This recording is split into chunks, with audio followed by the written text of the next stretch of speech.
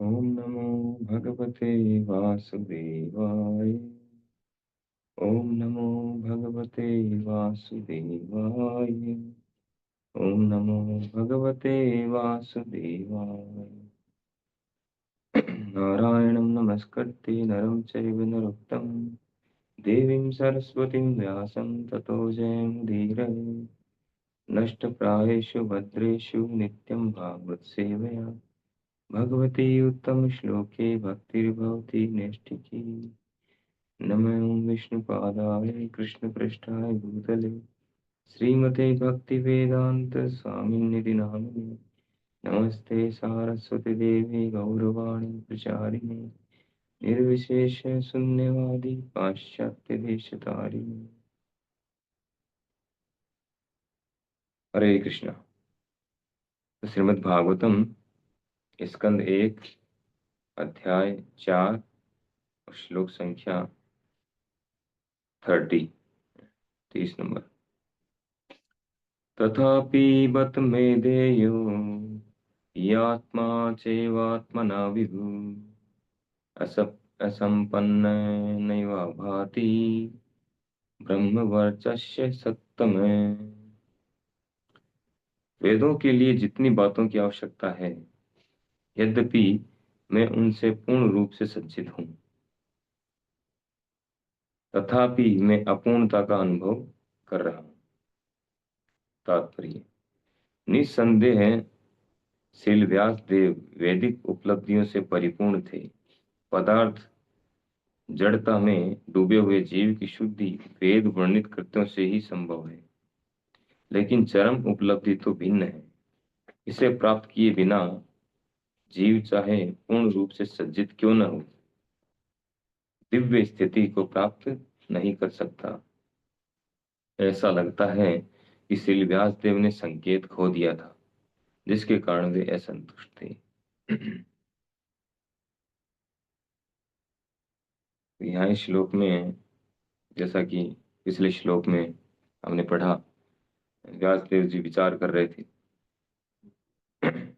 और विचार कर रहे थे तो उन्होंने क्या विचार किया कि मैंने सारे कठिन व्रतों का पालन किया, वेदों की, गुरु की, यज्ञ वेदी की पूजा की विधिवत रूप से, बिना किसी आडंबर के, मिथ्या आडंबर के, बिना पूजा की, और अनुशासन का पालन किया, सारे रूल्स का, डूज एंड डोंट्स का पालन किया, और महाभारत जैसे बृहद ग्रंथ की रचना की, गुरु परंपरा द्वारा उसको विस्तार दिया। तो ये सब कुछ जो है, अब यहाँ पे इस श्लोक में कह रहे हूँ, विचार कर रहे हैं। ये सब जो है पूर्णता का प्रतीक है। ये हर प्रकार से पूर्ण थे वो, तभी ये सब कर पाए। कोई अपूर्ण व्यक्ति ये सब नहीं कर सकता है। थोड़ी बहुत पे पूर्णता होगी। सबसे पहले तो जो 4 प्रकार के दोष अगर किसी में होंगे, एक भी प्रकार का दोष है, तो वो वैदिक शास्त्रों को विस्तार नहीं दे सकता है, उनकी रचना नहीं कर सकता है। तो एक एक वेद को 4 भागों में डिवाइड करना, उपनिषदों की रचना करना, ये कोई साधारण कार्य नहीं है। ये भगवान या भगवान के अंश कर सकते हैं, भगवान के विस्तार हम कर सकते हैं, ये शुद्ध भक्त कर सकते हैं। तो 4 प्रकार के जिनमें दोष हैं, वो किसी शास्त्र की रचना नहीं कर सकते।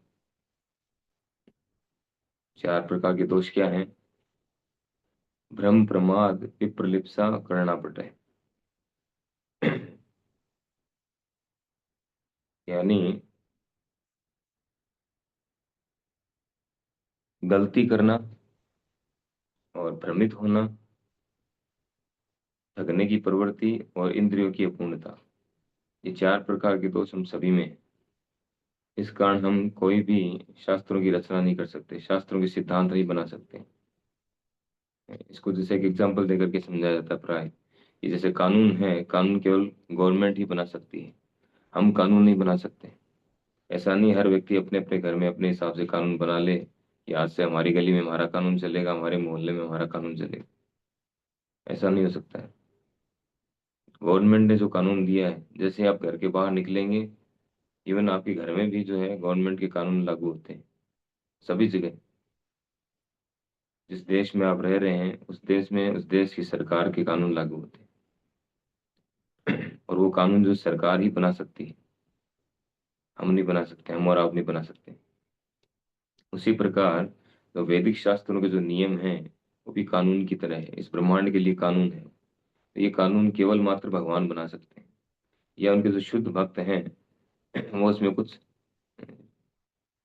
बदलाव कर सकते हैं, या जो भी देश काल परिस्थिति के अनुसार, लेकिन हम नहीं कर सकते। तो चार प्रकार के दोषों से मुक्त होना आवश्यक है। यहाँ पर वेद व्यास जी कह रहे हैं कि यद्यपि मैं पूरी तरह से वेदों के लिए जितनी बातों की आवश्यकता है उनमें चार प्रकार के दोष नहीं थे, सभी प्रकार के दोषों से मुक्त थे और हर प्रकार से पूर्ण थे। वो कह रहे हैं, मैं पूरी तरह से जो है पूर्ण रूप से सज्जित हूँ। सभी कुछ, सभी पूर्णता है, फिर भी वो पूर्णता का अनुभव कर रहे थे। तो इसका क्या कारण है, इस पर विचार कर रहे हैं। आगे के श्लोक में वो कारण बताएंगे खुद ही। विचार करते करते जब उनको समझ में आएगा। प्रभुपाद जी यहाँ पर कह रहे हैं कि निस्संदेह श्री वेद व्यास वैदिक उपलब्धियों से परिपूर्ण थे। पदार्थ में डूबे हुए जीव की शुद्धि वेद वर्णित कृत्यों से ही संभव है। पदार्थ में डूबे हुए, हम सब पदार्थ में डूबे हुए हैं। इस भौतिक जगत में जो भी जीव हैं वो सब पदार्थ से, मैटर से अटैच्ड है पूरी तरह से। किसी न किसी, कोई कम है कोई ज्यादा है, सभी हम चिपके हुए हैं। जैसे हम शरीर में हैं तो हम शरीर से हमारा इतना अटैचमेंट है, इतनी आसक्ति है, इसको छोड़ना नहीं चाहते हैं। व्यक्ति बूढ़ा हो जाता है, मरने की कंडीशन में आ जाता है, फिर भी छोड़ना नहीं चाहता है। डॉक्टर को कहता है कि थोड़ा पैसा लग जाए और ज्यादा, मेरी उम्र बढ़ा दो थोड़ी, मेरा ये प्रोजेक्ट बाकी है, वो प्रोजेक्ट बाकी है। उसको पता है कि मरना तो पड़ेगा, लेकिन फिर भी प्रोजेक्ट बाकी है, उसको पूरा करूंगा। और प्रोजेक्ट क्या काम आना नहीं है उसकी। तो इतना ज्यादा अटैचमेंट है, इतना ज्यादा जो है पदार्थ से चिपके हुए हैं। तो कहते हैं कि ये जो पदार्थ से डिटेचमेंट, शुद्धि, शुद्धि का अर्थ है उससे अनासक्त होना, डिटेच होना, ये कब संभव है? वेद वर्णित कृत्यों का हम पालन करेंगे। जो वैदिक शास्त्रों में जो आदेश निर्देश हैं, डूज एंड डोंट्स हैं, उसको जब हम पालन करेंगे तभी हम पदार्थ से अटैचमेंट को हटा पाएंगे। लेकिन उन नियमों का पालन करके केवल हम अनासक्त हो सकते हैं, मुक्त हो सकते हैं, है ना? मुक्ति, निर्वाण मुक्ति, सायुज्य मुक्ति, मुक्त हो सकते हैं उससे, सायुज्य मोक्ष तक प्राप्त कर सकते हैं। लेकिन कह रहे हैं कि लेकिन चरम उपलब्धि तो भिन्न है। लेकिन चरम उपलब्धि जो है, जीवन का जो लक्ष्य है, भगवान से प्रेम करना, वो भिन्न है। वो जो है पदार्थ से मुक्ति, अनासक्त होना और ब्रह्म में लीन होना, इन सब चीजों से बहुत ऊपर है। कृष्ण प्रेम प्राप्त करना, भगवान के धाम में जाना, और इन सबसे ऊपर है। और जब तक इसे प्राप्त नहीं करेंगे, इसे प्राप्त करे बिना जीव चाहे पूर्ण रूप से सज्जित क्यों न हो, दिव्य स्थिति को प्राप्त नहीं कर सकता। चाहे कितना ही सज्जित क्यों ना हो, चाहे कितनी उसके पास डिग्रियां हो, योग्यता हो, क्वालिफिकेशन हो, वैदिक शास्त्र के अकॉर्डिंग भी पूर्ण हो, कुछ भी हो, लेकिन उस दिव्य स्थिति को प्राप्त नहीं कर सकता, क्योंकि वही सर्वोच्च दिव्य स्थिति है जिसमें आनंद मिलता है। सच्चित आनंदमय स्थिति है। कोई मुक्त हो जाए, केवल मुक्त हो जाए, उसको केवल सत्य मिलेगा, चित्त और आनंद, आनंद नहीं मिलेगा उसको बिल्कुल भी। तो वो दिव्य स्थिति है।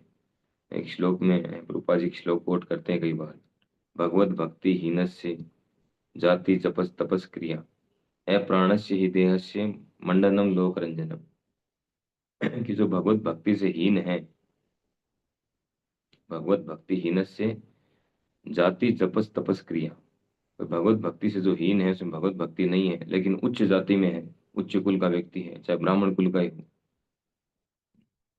जपस बहुत जप करता है, अलग अलग तरह के और मंत्रों को, इस माला पे उस माला पे पता नहीं कितना जप करता है, और तपस्या करता है खूब, खूब तपस्वी भी है,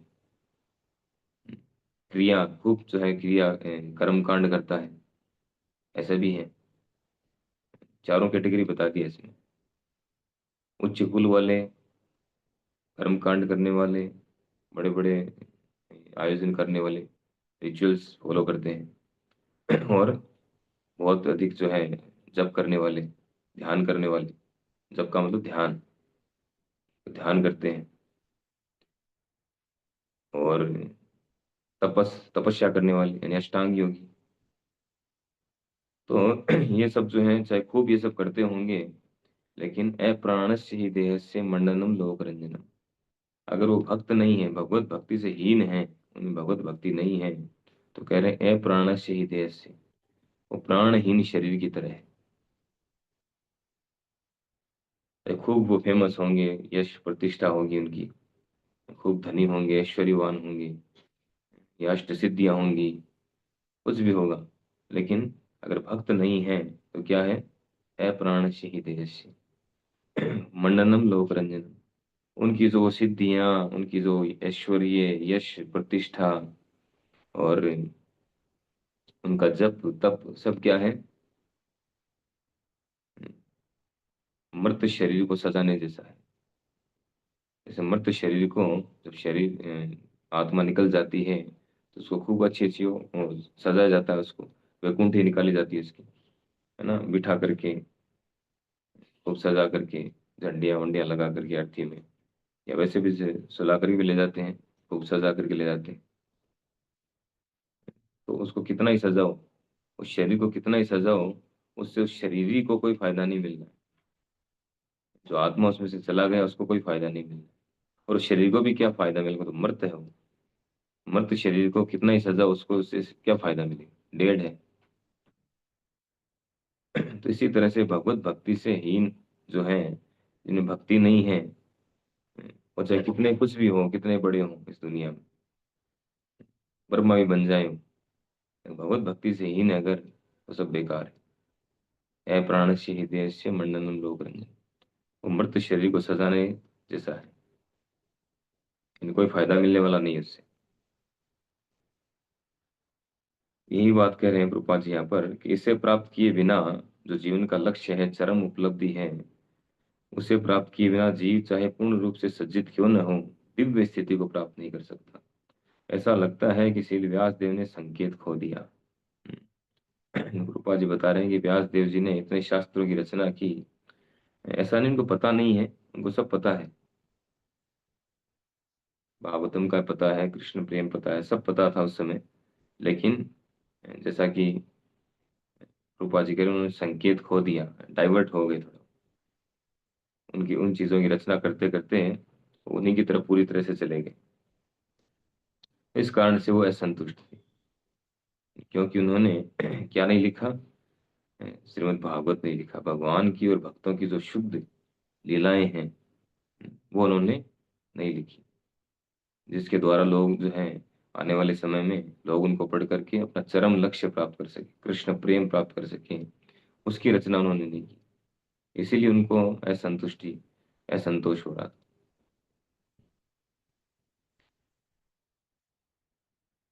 हरे कृष्णा। श्रीमद् भागवत महापुराण की जय। श्रील प्रभुपाद की।